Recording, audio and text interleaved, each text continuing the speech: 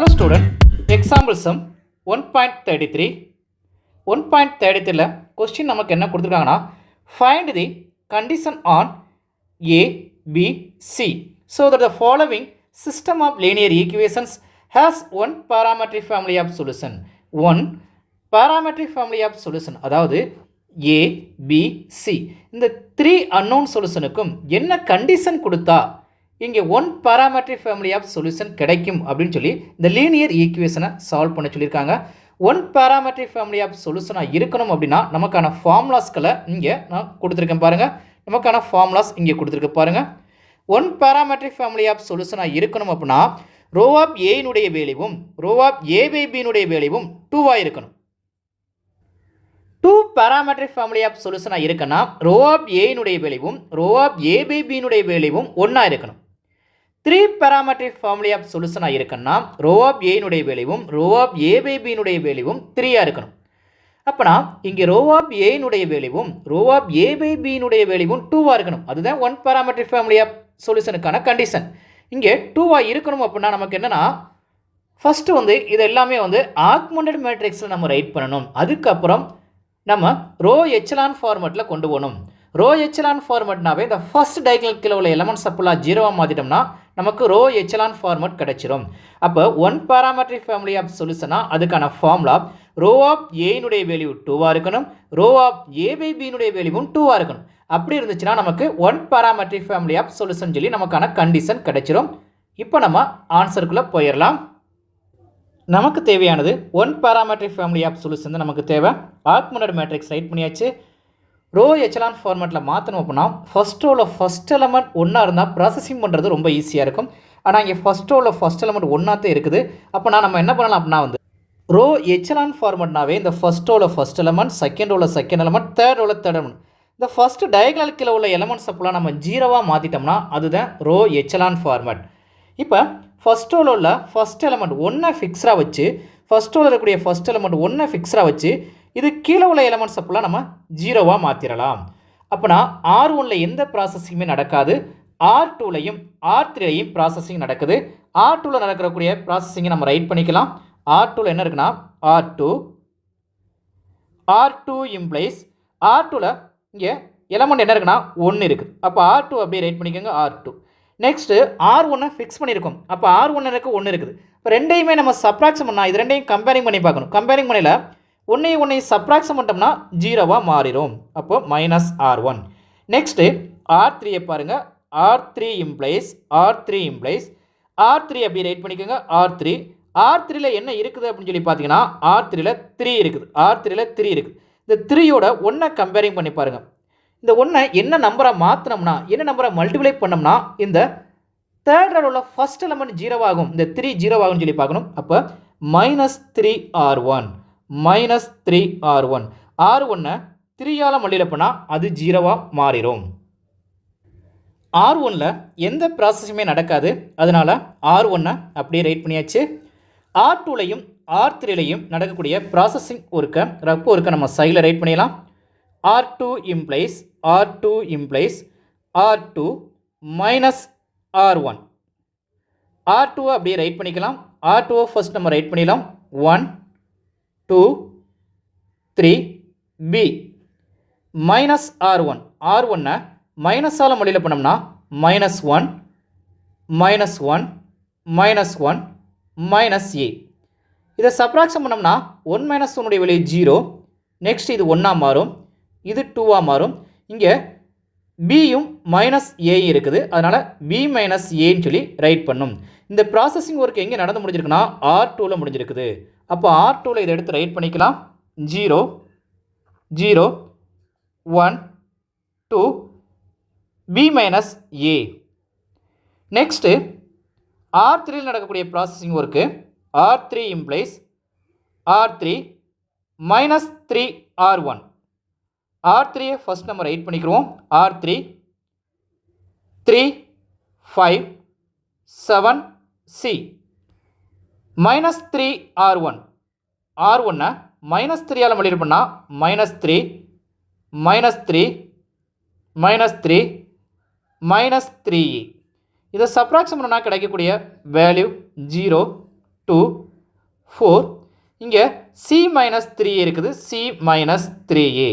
இந்த rock work எங்கே நடந்து முடிஞ்சிருக்குன்னா அந்த ப்ராசஸிங் ஒர்க் வந்து R3ல் முடிஞ்சிருக்குது. அப்போ R3ல் ரைட் பண்ணிடலாம்.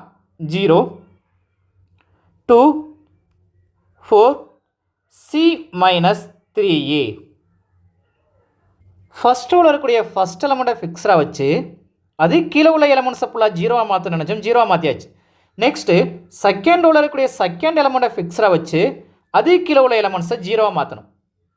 அப்போனா R1லையும் R2லையும் எந்த ப்ராசஸிங் ஒர்க்குமே நடக்காது. R3ல் மட்டும் ப்ராசஸிங் ஒர்க் நடக்க போது அந்த R3யை மட்டும் நம்ம ரைட் பண்ணிக்கலாம். R3 இம்ப்ளைஸ் R3 அப்படி ரைட் பண்ணிக்கோங்க. R3ல் இங்கே என்ன இருக்குது அப்படின்னு சொல்லி பார்த்தீங்கன்னா 2 இருக்குது. R3ல் 2 இருக்குது. அப்போ R2ல் என்ன மல்டிப்ளை பண்ணால் அது வந்து ஜீரோவாக மாறும், இந்த R3 வந்து ஜீரோவாக மாறும்னு சொல்லி பார்க்கணும். -2 R2 R2 வந்து -2ஆல் மல்டிப்ளை பண்ணால் ஜீரோவாகும். இப்போ R1லையும் R2லையும் எந்த ப்ராசஸிங் ஒர்க் நடக்கலை, அதை அப்படியே ஃபர்ஸ்ட் நம்ம ரைட் பண்ணிக்கலாம். R3ல் நடக்கக்கூடிய ரக் ஒர்க்கை சைடில் ரைட் பண்ணிக்கலாம். R3 implies R3 -2 R2. R3யை first right பண்ணிக்கலாம்.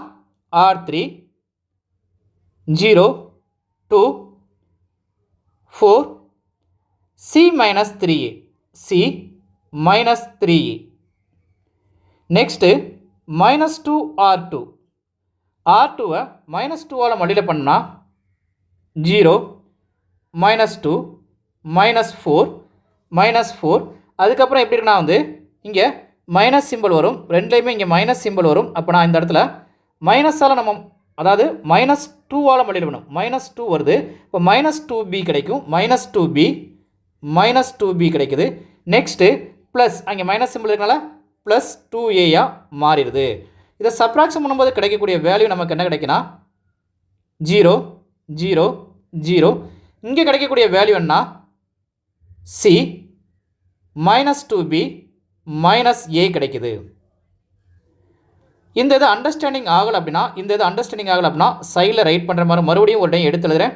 ஃபஸ்ட் ஆர்டர் வைஸாக இதை மட்டும் எழுதுகிறேன். ஃபஸ்ட் ஆர்டர் வைஸாக ரைட் பண்ணிக்கிறேன். -3a அப்படி இருக்கட்டும். b வந்து இல்லை, பியை நம்ம விட்டுலாம். +b அப்படி இருக்கட்டும். நெக்ஸ்ட்டு +c அப்படி எடுத்துக்கலாம், c. நெக்ஸ்ட்டு இங்கே என்ன இருக்குன்னு சொல்லி பாருங்கள், 2a இருக்குது, 2a. நெக்ஸ்ட்டு -2b இருக்குது.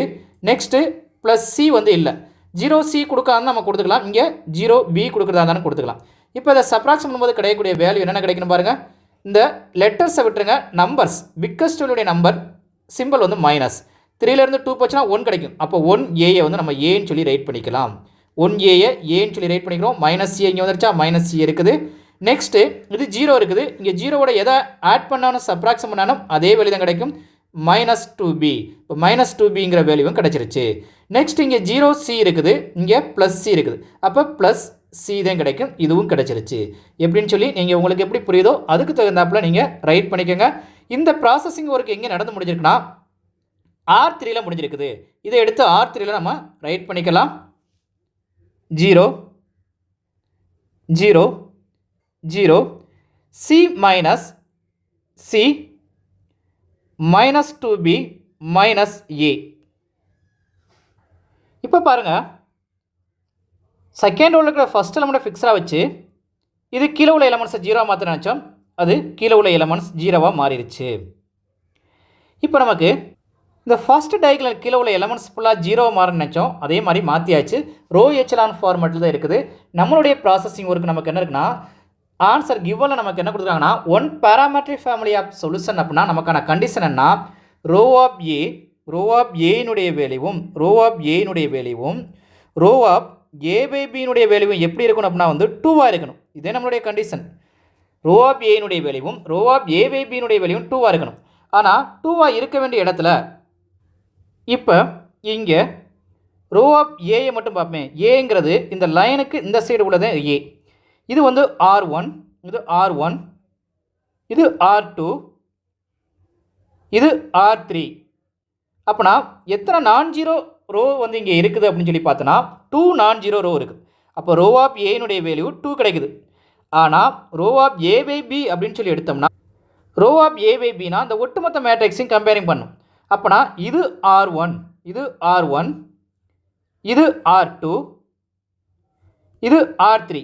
எத்தனை நான் ஜீரோ ரோஸ் இருக்குது அப்படின்னு சொல்லி பார்த்தோம் அப்படின்னா வந்து 3 நான் ஜீரோ ரோஸ் இருக்குது. அப்போ ரோ ஆஃப் ஏனுடைய வேல்யூ 2ஆகவும் ரோ ஆஃப் ஏ பை பியினுடைய வேல்யூ 3ஆகவும் இருக்குது.